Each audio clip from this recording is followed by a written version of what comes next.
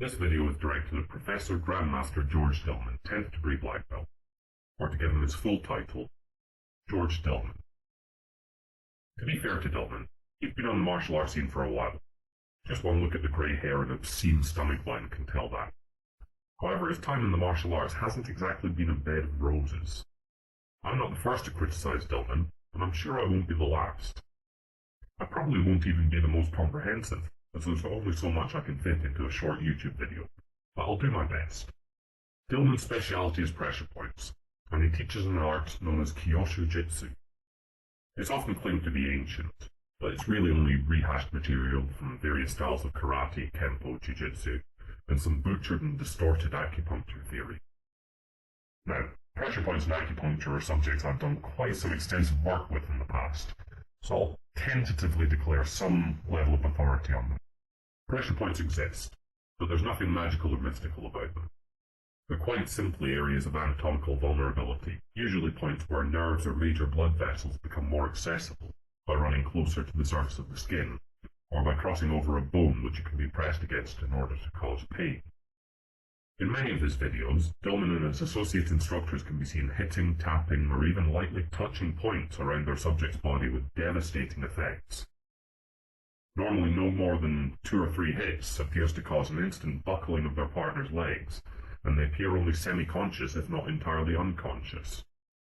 In many cases, this can look really quite impressive in a subdued, understated kind of way.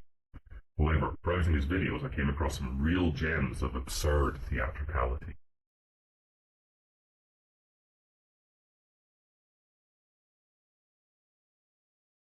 Dillman claims that these points work on the principles of acupuncture and acupressure, which manipulates what is referred to as chi energy, which is said to flow around the body.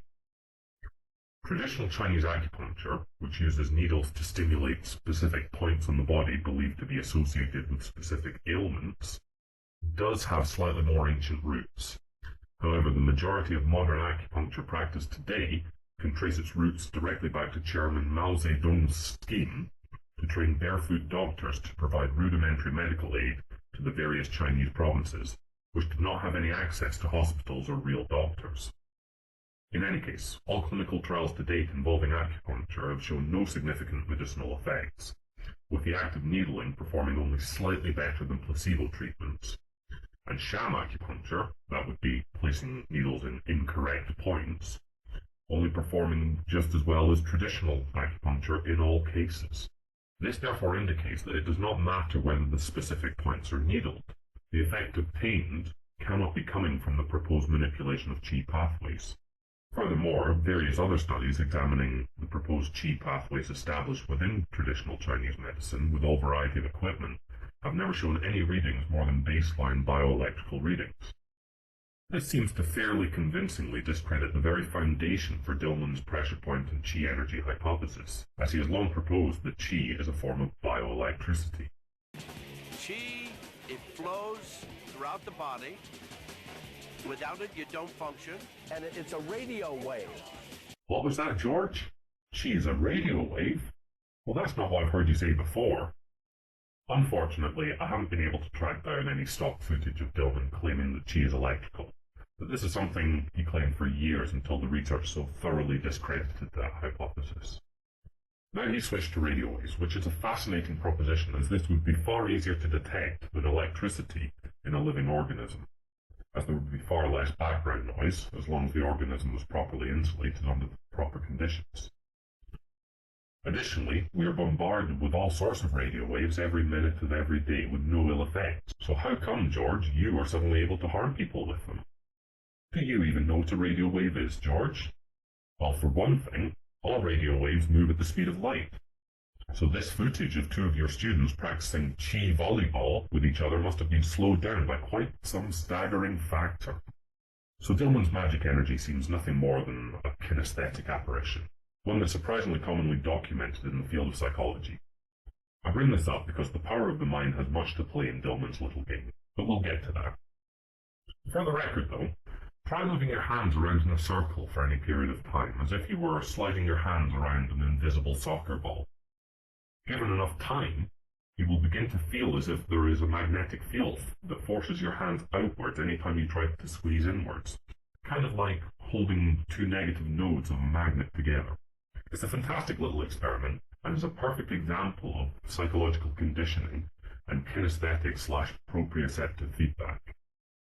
I'll be returning to the subject of psychology shortly.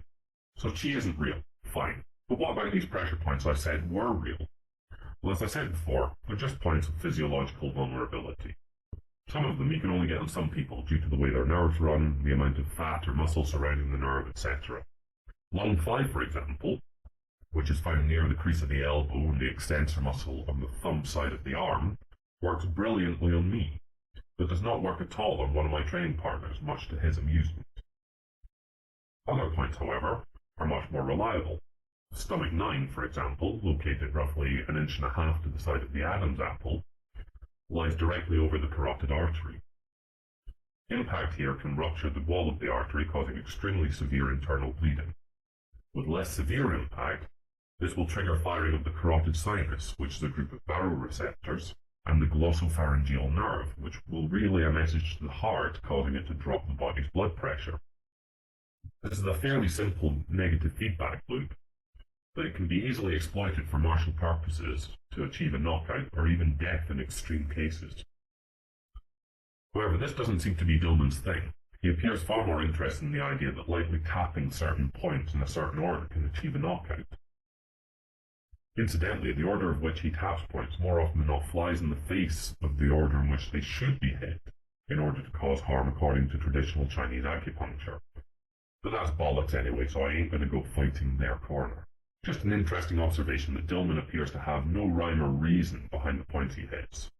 It's largely just attributed to being the Dillman method, and his droves of obsequious followers lap it all up lovingly. Personally, I find the whole thing despicable, and you can bet your bottom dollar that in a real situation, lightly tapping someone on the wrist and the chin is going to do little more than piss your attacker off to make them want to shank you into the abyss and drag your fat corpse off to fester in a pre-dug shallow grave.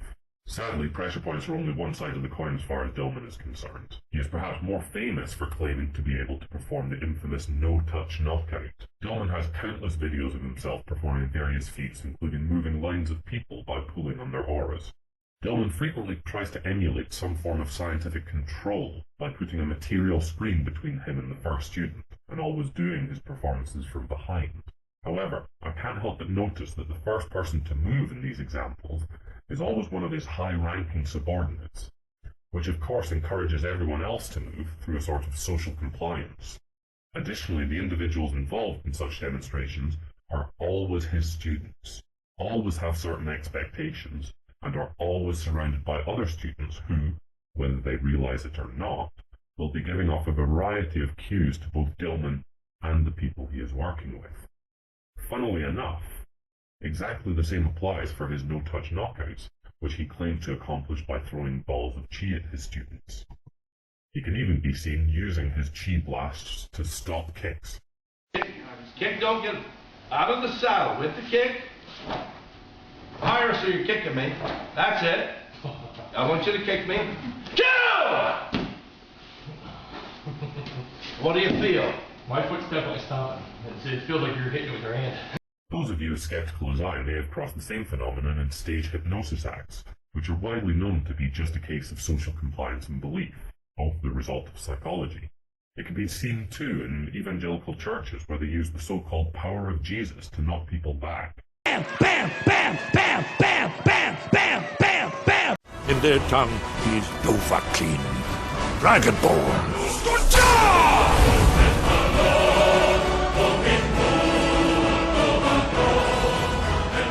Now, if there is any substance to no-touch knockouts, it should be equally effective on skeptics and believers alike. Here's what happened when one of Dillman's top guys tried the method on a chemistry professor and skeptic. In fact, when we did the test on Luigi, who was not ready to believe these things, or maybe was just staying there, seeing what would happen.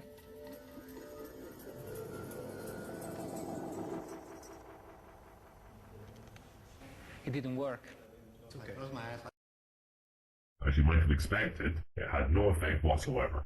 Here's Dillman's apologetic for it. The skeptic was a totally non-believer. Plus, I don't know if I should say that on film, but if the guy had his tongue in the wrong position of the mouth, that can also nullify it. Yeah, you can nullify it. You can nullify a lot of things done to you. In fact, you can nullify them if you raise those two big toes. If I say I'm going to knock you out, and you raise one toe and push one toe down, can't knock you out. And then if I go to try again, you reverse it. If you keep doing this, I won't knock you out. Now, if there ever was a case of special pleading, then this is it. I'm sure I don't even need to begin to criticize Dillman's response in this case, as it's just so utterly absurd. On a serious note, though, if the martial arts thing doesn't work out for you, Georgie Porgy Pudding and Pie, you really should try religion, because arguments like that are exactly the kind of bollocks that the religious apologists of the world make a habit of coming out with every day. I'll end this video by noting that if you require that your attacker believes in you in order to fight effectively, perhaps you're doing it wrong. I've seen my fair share of real-world, street-related violence, and I can assure you that not one of the many people I've kicked the shit out of had to believe in my punches in order to be hurt by them. If I were to work with Jerry Cooney, he would beat Larry Holmes. If I would have worked with Thomas Hearns, he would have beat Marvelous Hagler. It's just that simple. He would have to believe me, he would have to trust me, and he would have to spend 2 months in a ring with me.